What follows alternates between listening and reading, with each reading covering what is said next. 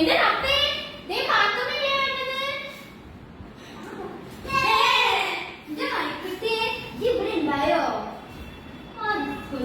കൂടെ നൽകിയേ പാത്തുമ്മ. എന്റെ പഠിച്ചോനെ എനിക്കെല്ലാം അറിയില്ല. വൈക്കം മുഹമ്മദ് ബഷീറെ എന്റെ സ്വന്തം ഇക്കാക്ക, എന്റെ ഇക്കാക്ക.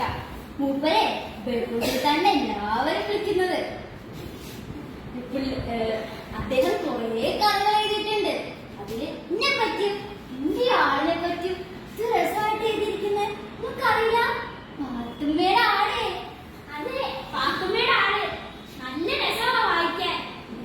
അതിനകത്ത് പ്രകൃതിയെയും മനുഷ്യരെയും എന്ത് രസമായിട്ടാണ് പറയുന്നത്. ഭൂമിയുടെ അവകാശങ്ങളാണ് അത്ര എല്ലാവരും. അതെ,